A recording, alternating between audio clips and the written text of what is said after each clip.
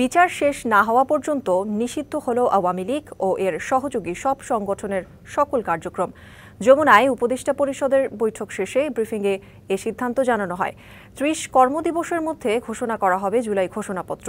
এছাড়া আন্তর্জাতিক অপরাধ ট্রাইব্যুনাল আইনের সংশোধনী অনুমোদন হয়েছে।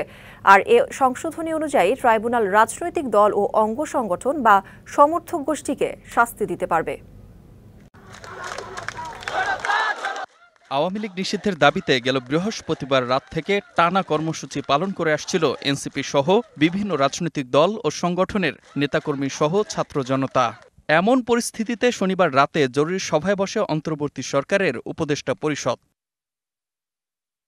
রাষ্ট্রীয় অতিথি ভবন যমুনায় প্রধান উপদেষ্টা ডক্টর মোহাম্মদ ইউনূসের সভাপতিত্বে রাত 8:30 থেকে পৌনে 11টা পর্যন্ত এই বৈঠক হয়। গ্লিটারের টুইন লেমন ও অ্যান্টিব্যাকটেরিয়াল ফর্মুলা বাসনকে চকচকে জীবাণুমুক্ত করে আমাদের দেয় গ্লিটার গ্যারান্টি। বৈঠক শেষে এক ব্রিফিংয়ে জানানো হয়, আন্তর্জাতিক অপরাধ ট্রাইব্যুনালে আওয়ামী লীগ ও দলটির নেতাদের বিচার না হওয়া পর্যন্ত দলটির যাবতীয় কার্যক্রম নিষিদ্ধ করার সিদ্ধান্ত হয়েছে।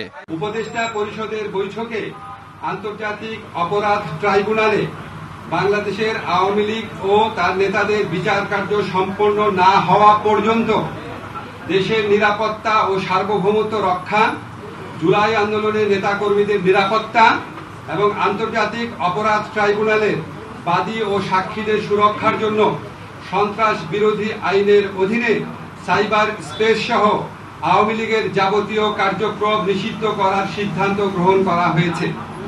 এ বিষয়ে প্রয়োজনীয় পরিপত্র পরবর্তী কর্মদিবসে জারি করা হবে। এর পাশাপাশি আজকের উপদেষ্টা পরিষদের বৈঠকে জুলাই ঘোষণাপত্র আগামী 30 কার্যদিবসের মধ্যে চূড়ান্ত করে প্রকাশ করার সিদ্ধান্ত গৃহীত হয়েছে। এমন ঘোষণার সাথে সাথেই আনন্দ মিছিল করে হোটেল ইন্টারকন্টিনেন্টালের সামনে জড়ো হওয়া এনসিপি সহ বিভিন্ন রাজনৈতিক দলের সমর্থক ও ছাত্র জনতা।